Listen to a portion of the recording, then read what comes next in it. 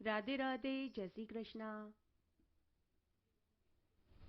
जय हो चौथ माता की जय, जय हो गणेश जी भगवान की जय। आज हम करवा चौथ व्रत में सुनी जाने वाली प्रमुख 5 कहानियां सुनेंगे। अगर आप करवा चौथ का व्रत कर रहे हैं तो व्रत के और पूजन के साथ में इन 5 कहानियों को जरूर सुनें। इससे आपको करवा चौथ के व्रत का संपूर्ण फल प्राप्त होगा। आइए अब हम करवा चौथ व्रत में सुनी जाने वाली इन 5 कहानियों को एक एक करके सुनते हैं। सबसे पहले करवा चौथ की कहानी सुनेंगे। एक बार बहुत छोटा सा गांव था। उस गांव में एक साहूकार दंपति अपने 7 बेटा बहू और एक बेटी के साथ रहते थे। बेटी मायके आई हुई थी। तब कार्तिक मास में करवा चौथ का व्रत आया तो साहूकारनी ने अपनी 7 बहुओं और बेटी के साथ करवा चौथ का व्रत रखा। साहूकारनी की लड़की के भाई अपनी बहन के साथ ही भोजन करते थे। तब 7 भाइयों ने शाम के समय अपनी बहन से कहा कि बहन आओ भोजन कर लो। तो बहन अपने भाइयों से बोली कि भैया आज तो मेरा करवा चौथ का व्रत है, रात्रि में चांद उगेगा तभी भोजन करूंगी। तो भाइयों ने सोचा कि इस तरह तो हमारी बहन को भूखा रहना पड़ेगा, न मालूम चांद कब उगेगा। तब 7 भाइयों ने एक उपाय बनाया। तब एक भाई ने पहाड़ी पर दिया जलाया तो दूसरे भाई ने उसे छलनी से ढक दिया और अन्य भाइयों ने अपनी बहन से कहा कि बहन देखो चांद उग आया है, आओ चांद को अर्घ्य दे दो और हमारे साथ भोजन कर लो। तब बहन ने भाभियों से कहा कि भाभी चांद देख लो, चांद उग आया है।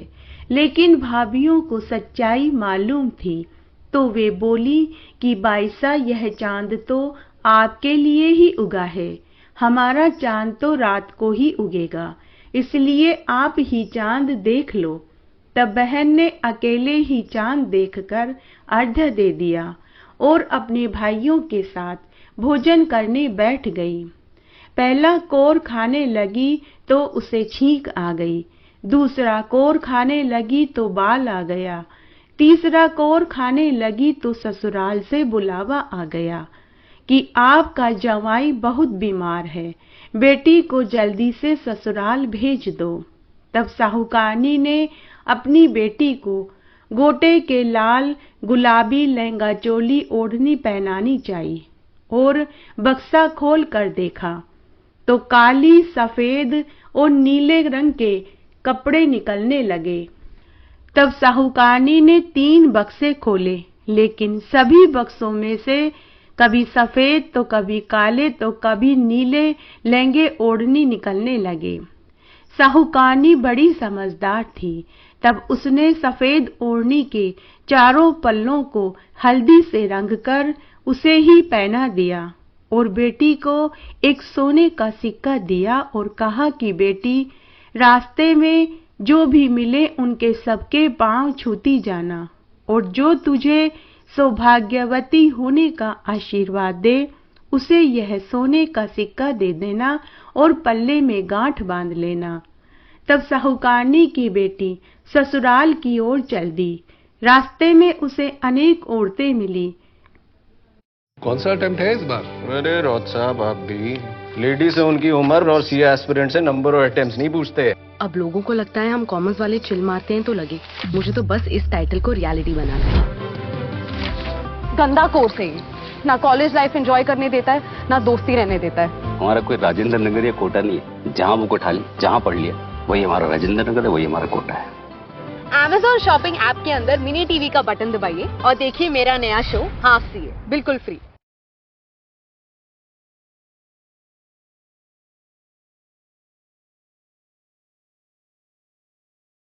की ओर चल दी। रास्ते में उसे अनेक औरतें मिली, जिनमें पनिहारिन, ग्वालन, मालन, धोबन, पंडिताइन सब थी।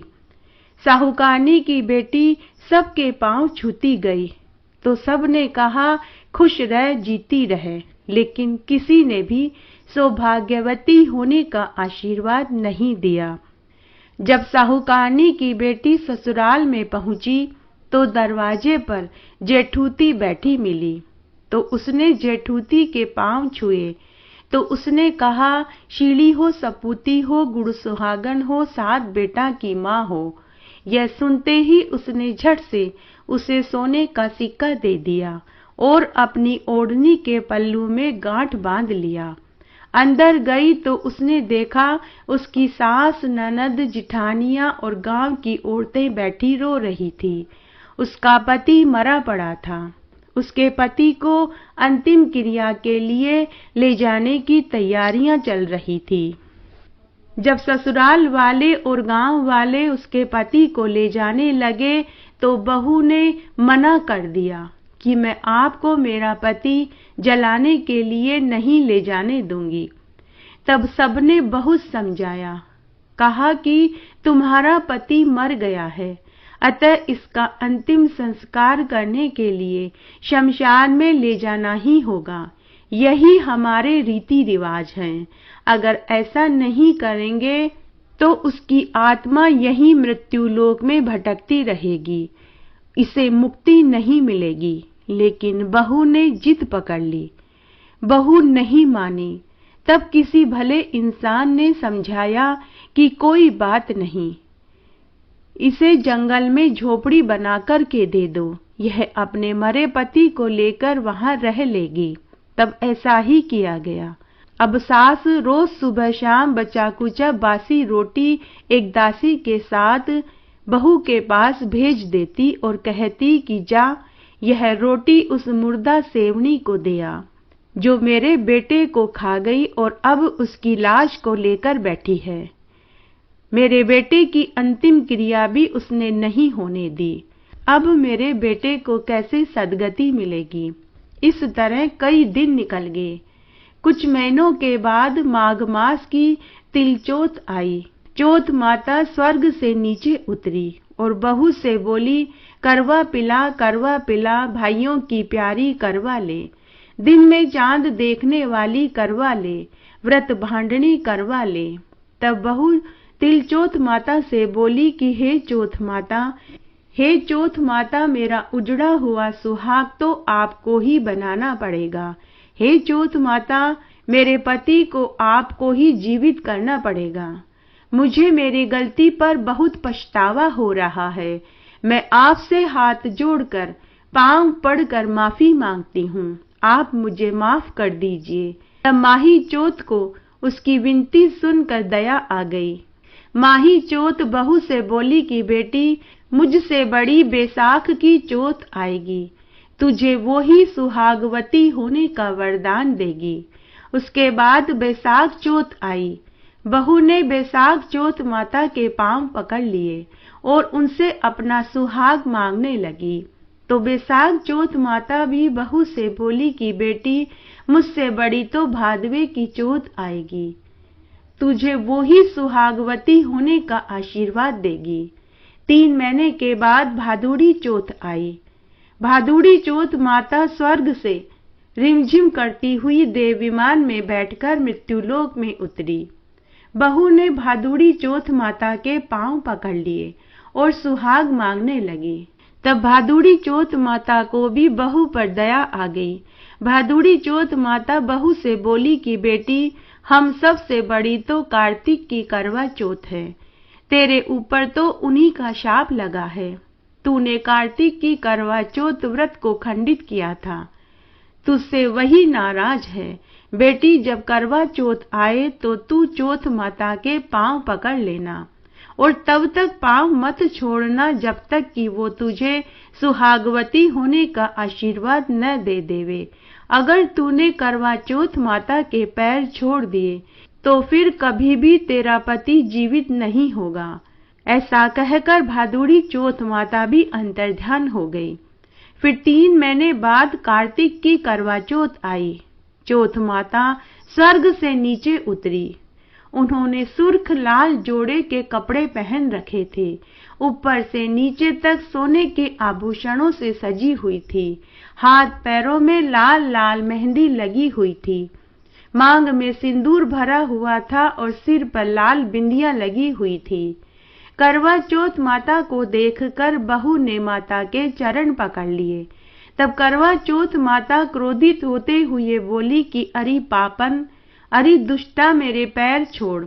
दिन में चांद देखने वाली करवा ले, 7 भाइयों की बहन करवा ले, व्रत भांडनी करवा ले। तब साहूकारनी की बेटी करुण विलाप करने लगी और अपनी गलती की चौथ माता से माफी मांगने लगी और बोली कि हे चौथ माता, मैं ना समझ थी, मुझे आप इतना बड़ा दंड मत दीजिए। लेंसेज की साथ कहीं।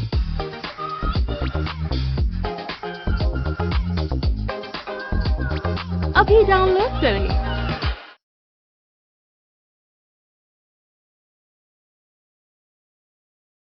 तब चौथ माता बोली कि तूने मेरे पैर क्यों पकड़े हैं, मेरे पैर छोड़। तो बहू बोली कि हे माता, आप विश्व की जगत माता हैं, आपको ही मेरी बिगड़ी बनानी होगी, आपको मुझे मेरा सुहाग देना ही पड़ेगा। ऐसा कहकर बहू करुण रुदन करने लगी। बहू को रोता देख और पश्चाताप करते देख करवा चौथ माता को उसके ऊपर दया आ गई। तब चौथ माता ने उसके पति के ऊपर अमृत के छींटे दिए और बोली कि बेटी तू मेरे व्रत को विधि विधान से करना और तेरा करवा चौथ करने के बाद व्रत का उद्यापन करना। अभी तेरा पति बेहोश है, थोड़ी देर में इसे होश आ जाएगा। और सदा सौभाग्यवती का वरदान देकर करवा चौथ माता अंतर्ध्यान हो गई।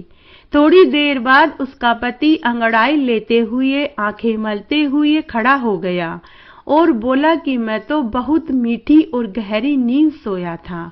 तो पत्नी बोली कि ऐसी नींद तो दुश्मन को भी न आवे। फिर उसकी पत्नी ने अपने पति को पूरी बात बताई और बोली कि मैं तो पूरे 12 महीने तक नहीं सोई, मुझे तो चौथ माता ने सुहाग दिया है। तब पति ने कहा कि अब मैं तुम्हारे करवा चौथ व्रत का धूमधाम से उद्यापन करवाऊंगा। फिर वे दोनों चौपड़ पासा खेलने लगे। तभी ननद रोटी देने वहां आई तो उसे बाहर से 2 जनों के बोलने की आवाजें सुनाई दी। तो ननद बिना रोटी दिए ही भागी भागी वापस घर गई और अपनी माँ से बोली कि माँ, भाभी तो किसी पुरुष से बातें कर रही है। वहां तो अंदर से किसी के जोर जोर से हंसने बोलने की आवाजें आ रही है। तो सास भागी भागी देखने आई। सास ने देखा कि उसका बेटा जीवित था और बहू के साथ चौपड़ पासा खेल रहा था।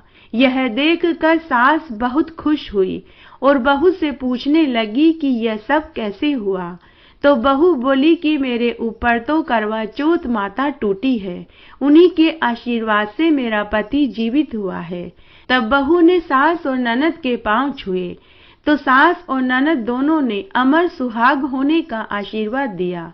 तभी दोनों पति पत्नी का गठबंधन जुड़ गया। सबने चौथ माता का यह चमत्कार माना। हे चौथ माता, जैसे आप बाद में साहूकार की बेटी पर टूटी और उसे अमर सुहाग होने का आशीर्वाद दिया, वैसे हमें भी देना। कहानी कहने वाले को, सुनने वाले को और हुक्कारा भरने वाले को।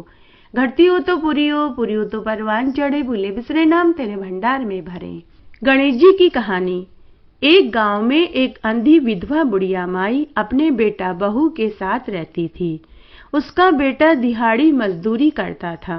वह 2 समय जितना ही भोजन का इंतजाम कर पाता था।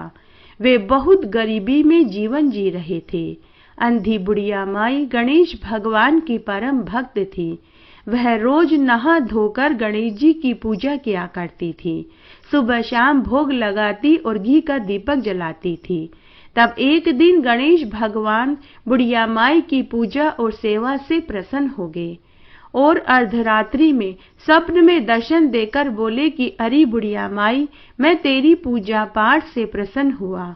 मैं तुझे एक वरदान देना चाहता हूँ, तू मांग, तुझे क्या चाहिए। तब स्वप्न में ही बुढ़िया माई बोली कि हे गणेश जी भगवान, मुझे मांगना नहीं आता।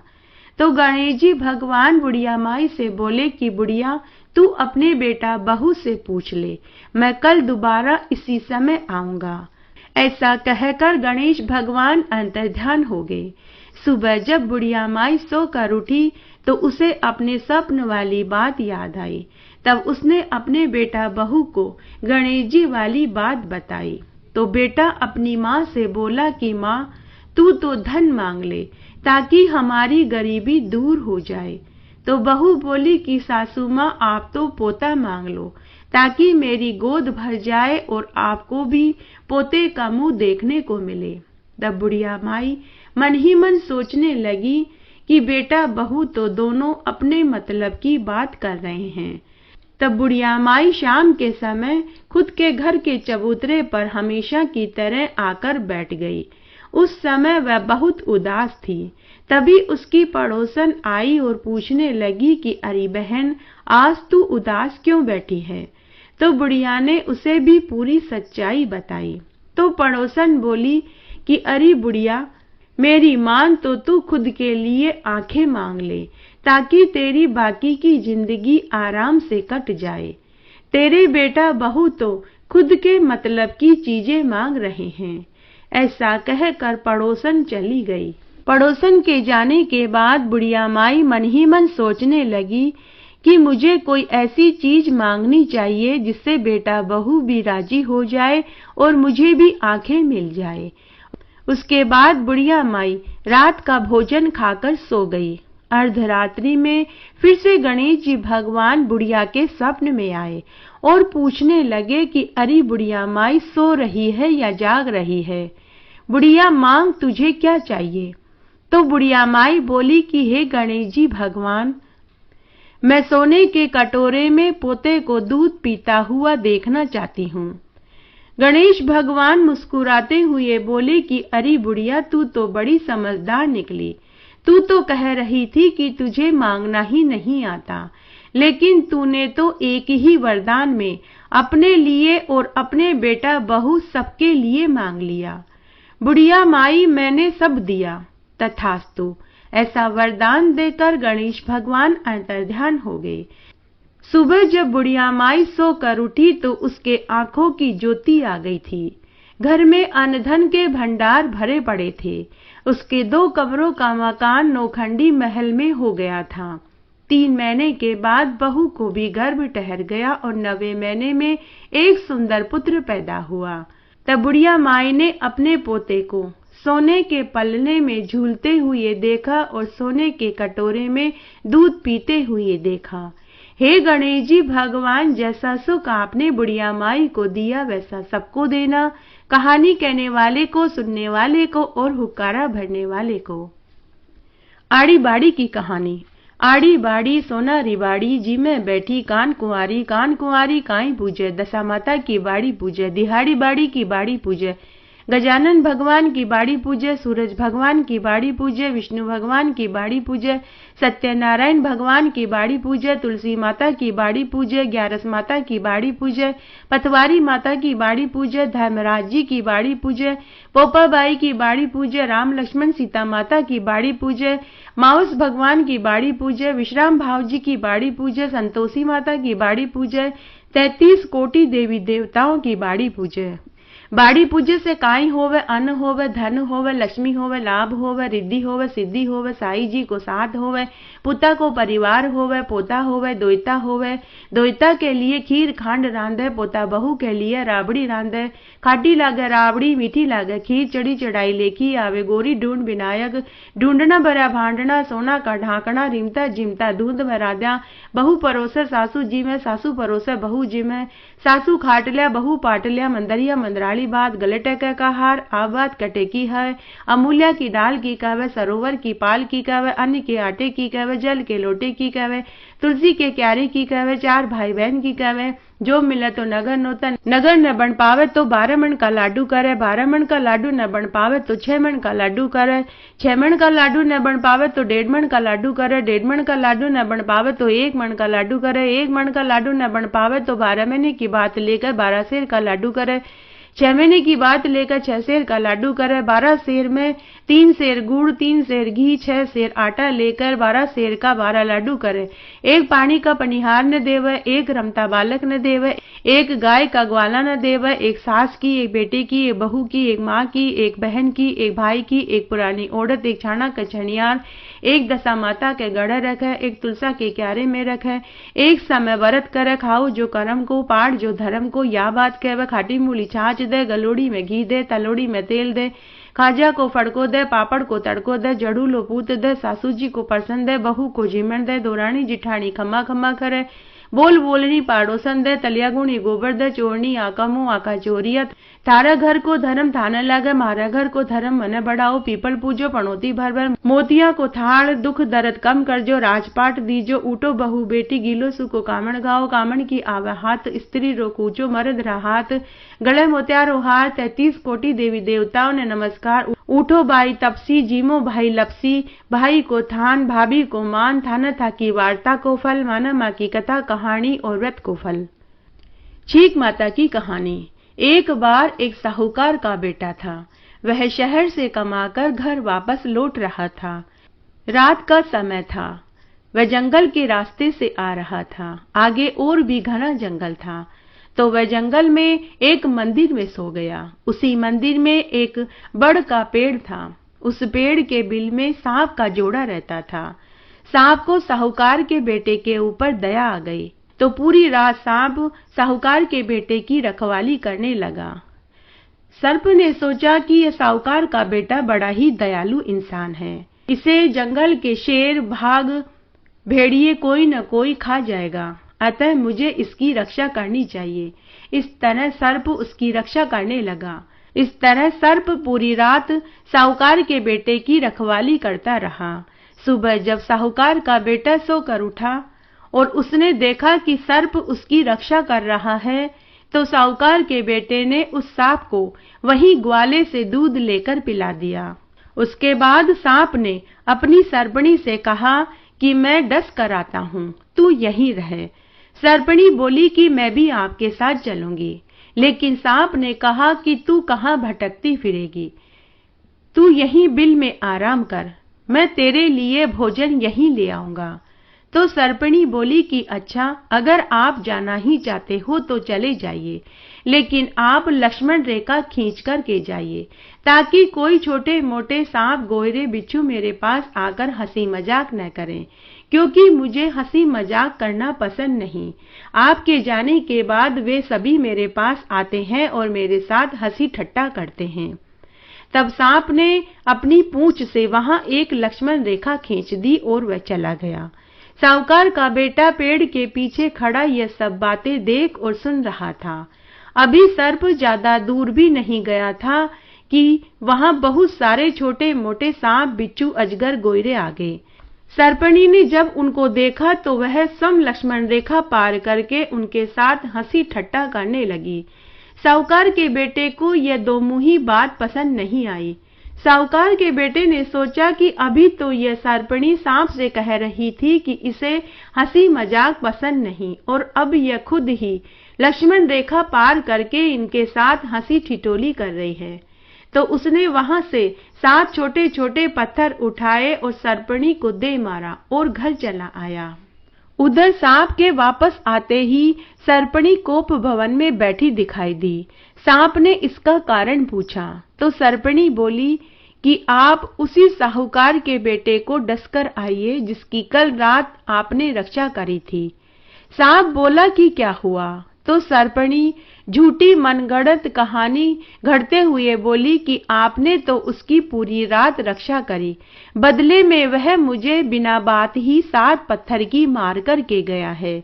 जब तक आप उसे डस कर नहीं आएंगे मैं अन्न जल नहीं खाऊंगी।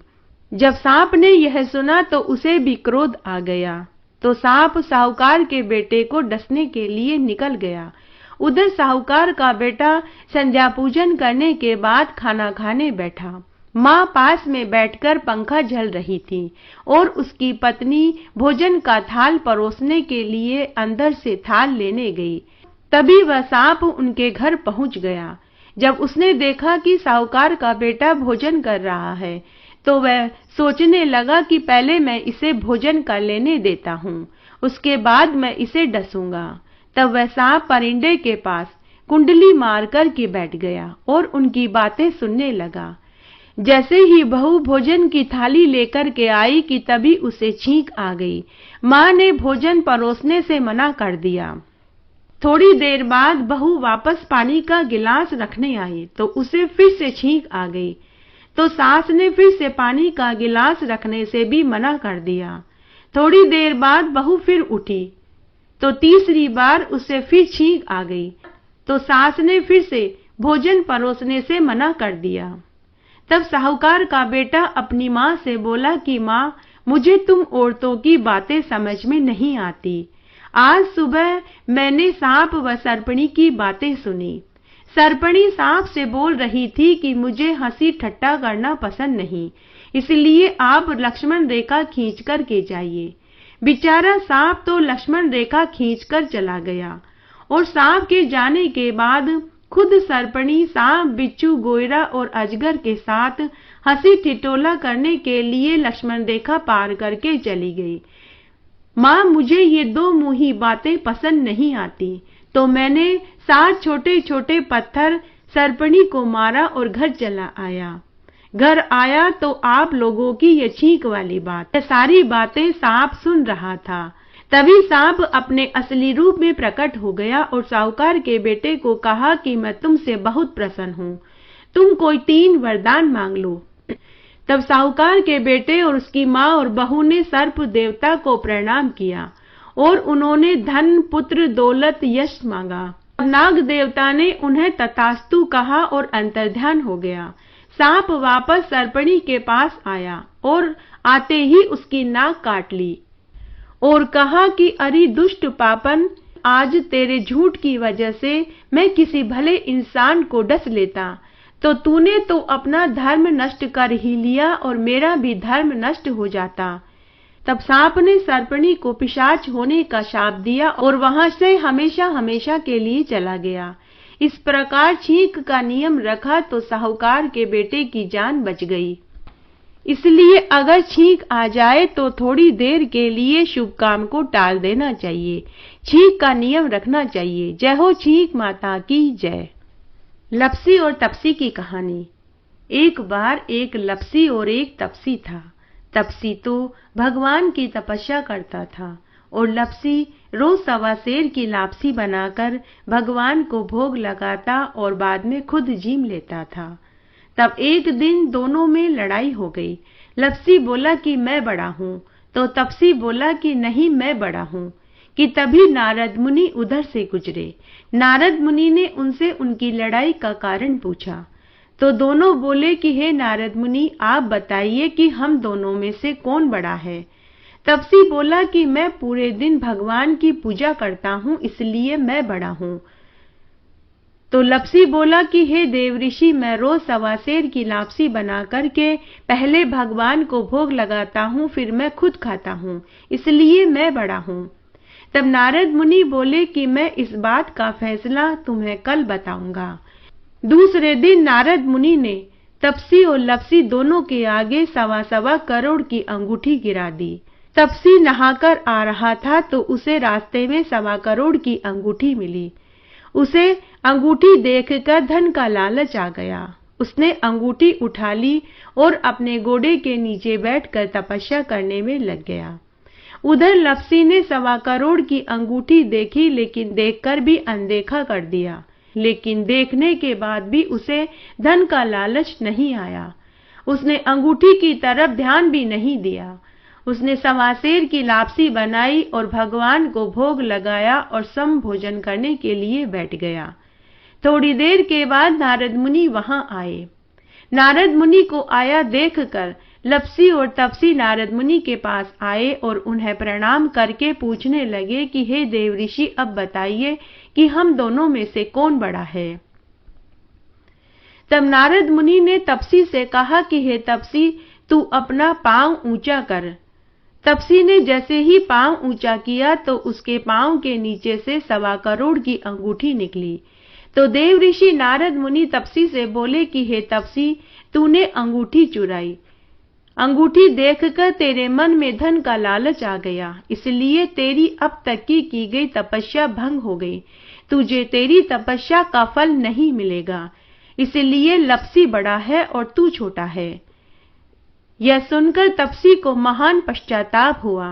वह देव ऋषि नारद मुनि के चरणों में गिर पड़ा और अपनी गलती की माफी मांगने लगा और रोते रोते पूछने लगा कि हे देव ऋषि नारद मुनि, फिर मुझे मेरी तपस्या का फल कब और कैसे मिलेगा? तब नारद मुनि बोले कि रोटी बनाई और बाटा नहीं बनाया तो फल तुझे मिलेगा। ब्राह्मण को जिमाकर दक्षिणा नहीं दी तो फल तुझे मिलेगा। बहन बेटियों को व्रत त्योहार में साड़ी दी और ब्लाउज नहीं दिया तो फल तुझे मिलेगा। दिया से दिया जलाएंगे तो फल तुझे मिलेगा। पंडित को धोती देकर गमछा नहीं दिया तो फल तुझे मिलेगा। सीधे हाथ की तरफ अगर नाड़ा बांधेंगे तो फल तुझे मिलेगा। मकान बनवाकर थली नहीं बनवाई तो फल तुझे मिलेगा। और सभी व्रतों में सभी कथा कहानियों के साथ तेरी कथा को नहीं सुनेंगे तो फल तुझे मिलेगा। इसलिए कोई सा भी व्रत करे, उस व्रत की कथा सुनने के बाद लपसी और तपसी की कथा जरूर सुननी चाहिए, तभी व्रत का संपूर्ण फल मिलता है। लपियो लपेसरी तपियो तपेसरी, लपका न लपको फल मिले, तपका न तपको फल मिले। मानो माँ की कहानी कथा और व्रत को फल मिले।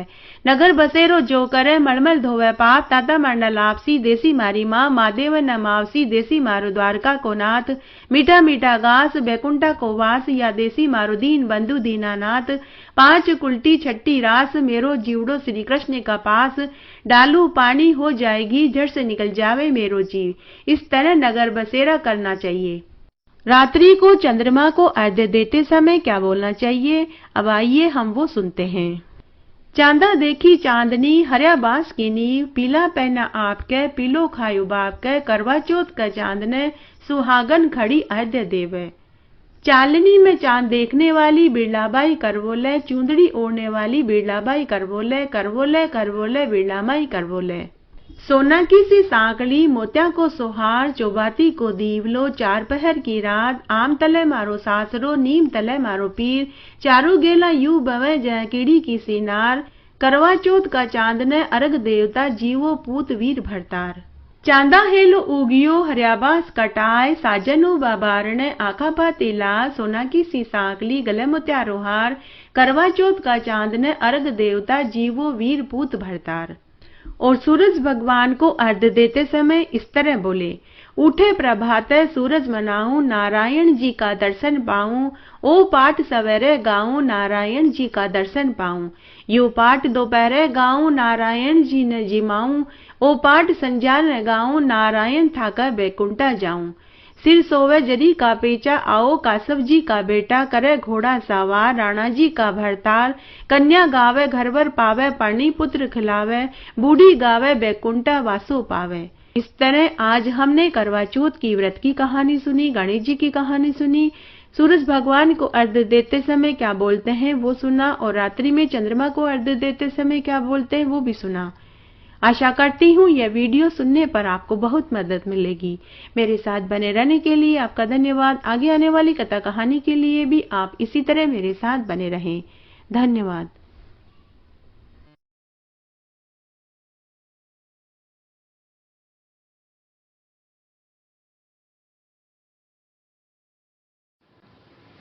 राधे राधे, जय श्री कृष्णा।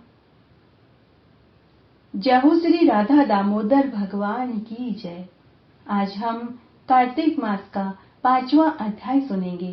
साथ ही इस अध्याय में हम कार्तिक स्नान की एक पौराणिक पवित्र पुण्यफल देने वाली कहानी सुनेंगे। कार्तिक मास का स्नान और व्रत करने का फल 1 सहस्त्र यज्ञ करने जितना मिलता है, यह हम इस कहानी में सुनेंगे। इसलिए आप महात्म्य सुनने के बाद कहानी जरूर सुनें। आपको कहानी सुनने का बहुत आनंद आएगा। आइए अब हम कार्तिक मास के महात्म्य का 5वां अध्याय सुनते हैं। शौनकादि ऋषि सूत जी से कहने लगे कि हे सूत जी, कार्तिक मास में तुलसी का महात्म्य कृपा करके हमें सुनाइए। सूत जी कहने लगे कि हे ऋषि मुनियों, जो बात आपने आज मुझसे